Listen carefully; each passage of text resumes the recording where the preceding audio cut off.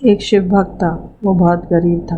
वो रोज़ घर से निकलता था, शिव जी के मंदिर जाता था, शिव जी की आराधना करता था, शिव जी की पूजा करता था, शिव जी से प्रार्थना करता था, हे शिव जी मेरे दुख दूर कर दो।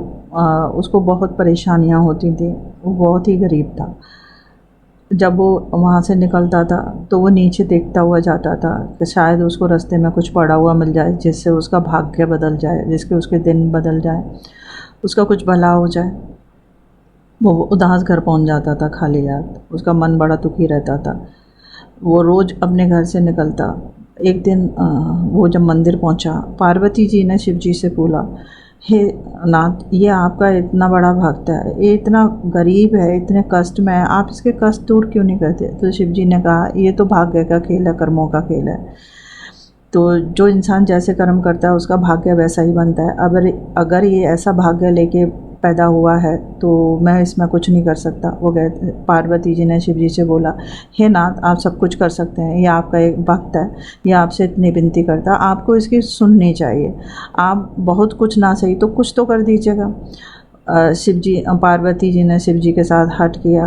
तो शिव जी ने कहा, ठीक है, आप अगर हठ कर रहे हैं तो मैं कुछ करता हूँ। जब वो भक्त मंदिर में शिव जी की पूजा करके जाने लगा तो उस दिन शिव जी ने उसके रास्ते में एक खजाने से भरी खजाने से भरी बोरी उसके रास्ते में गिरा दी।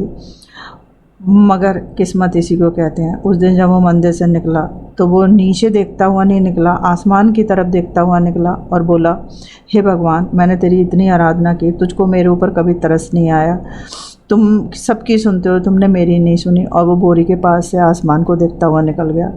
तब शिव जी ने पार्वती जी से बोला, देखो, जिसका भाग्य नहीं बदलना होता तो वो नहीं बदलता।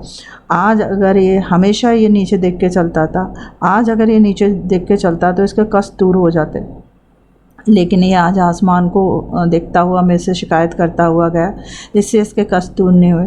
इसलिए ज़रूरी नहीं है कि हर इंसान का भाग्य बदला जाए। इसीलिए कहते हैं इंसान को अच्छे कर्म करने चाहिए जिससे उसका भाग्य हमेशा प्रबल रहे।